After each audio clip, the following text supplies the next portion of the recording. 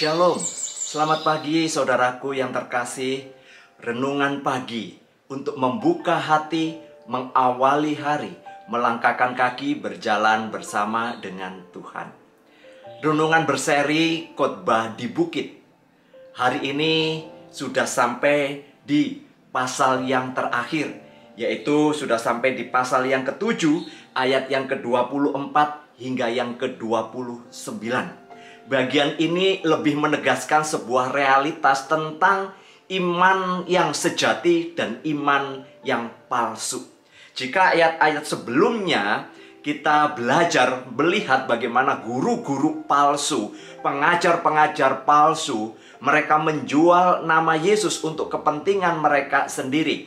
Di dalam bagian akhir ini, penutup ini, kita lebih melihat secara spesifik bagaimana Tuhan Yesus ingin mengajar kepada para pendengarnya untuk menyatakan, menunjukkan pembuktian iman yang sejati itu yang bagaimana, iman yang palsu itu yang bagaimana. Apakah seseorang itu di dalam hidupnya adalah orang-orang yang sungguh-sungguh percaya kepadanya atau hanya sekedar ikut-ikutan?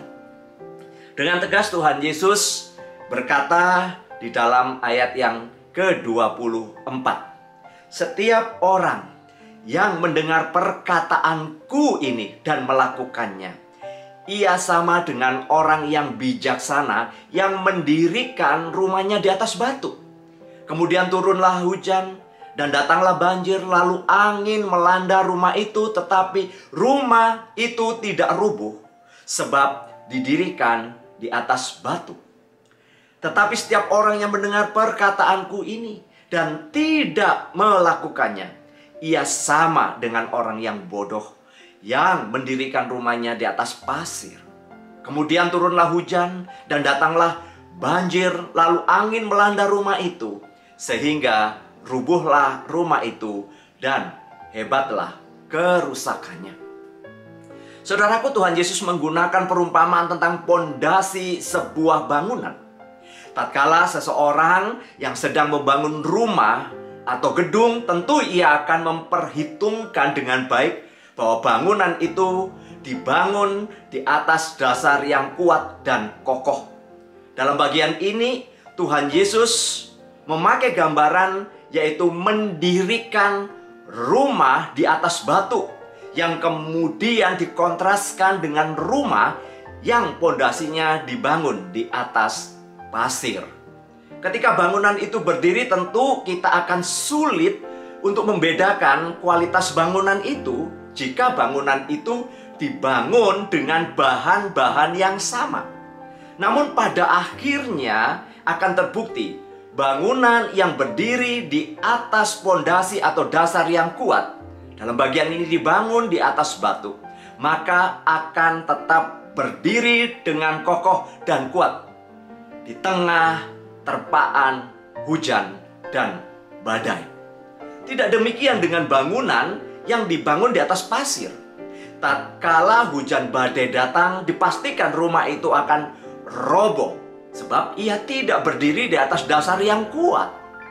Analogi dari pondasi sebuah bangunan ini, mari coba kita renungkan dengan serius berkenaan dengan kehidupan kerohanian kita. Apakah kita ini membangun iman percaya kita di atas pondasi yang benar, yaitu Tuhan Yesus sendiri, atau sebenarnya hanya ikut-ikutan saja sebagai seorang Kristen?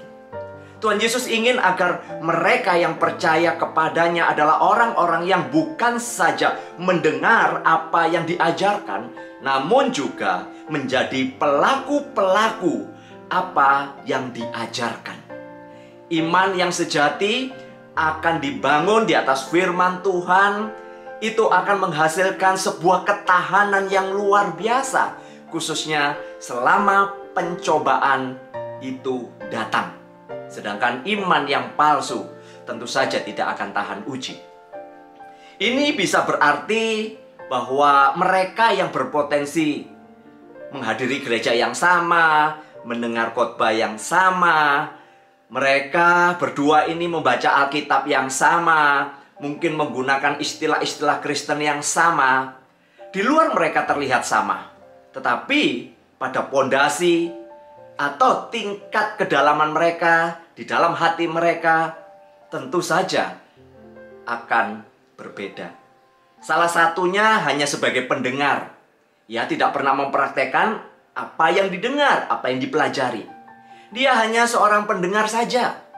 Dia mungkin menikmati di dalam pembelajaran dia, dan mungkin dia juga menjadi seorang pengajar atau menjadi seorang pemimpin.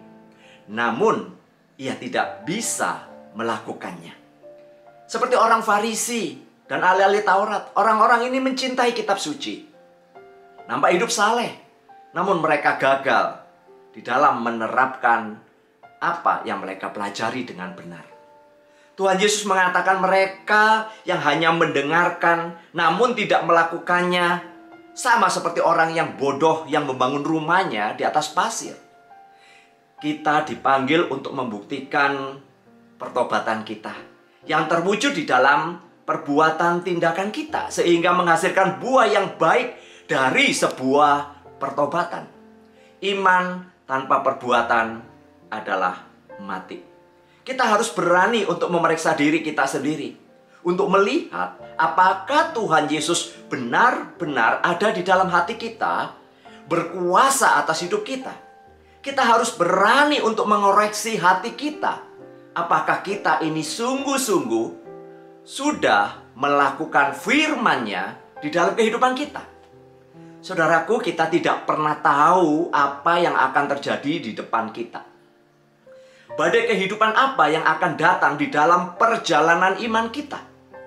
Namun pastikan, ketika kita membangun hidup kita di atas dasar batu yang kokoh, yaitu Kristus dan firman-Nya, dan kita melakukannya, maka kita akan bertahan dari badai kehidupan.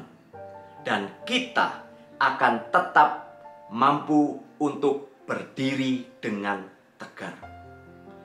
Kiranya seri daripada khotbah di bukit ini menjadi berkat bagi saudara sekalian. Mari kita mengambil waktu untuk berdoa.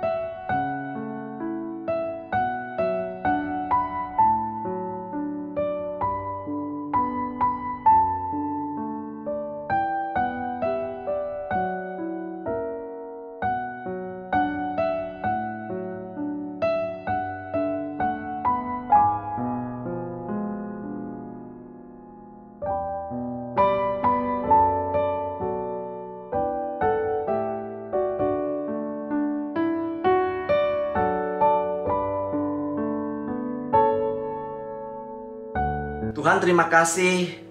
Bagian terakhir dari khotbah di bukit ini semakin mengajarkan kepada kami bahwa iman tanpa perbuatan tentu saja akan menjadi kerdil. Tolong kami untuk melakukan apa yang kami dengar. Kami belajar untuk menerapkan itu di dalam kehidupan kami. Tolong kami dengan kuasa Roh Kudus agar kami menjadi pelaku-pelaku firman. Terima kasih ya Tuhan, terima kasih. Sekali lagi, berkati perjalanan kami, karena kami tidak pernah tahu apa yang ada di hadapan kami.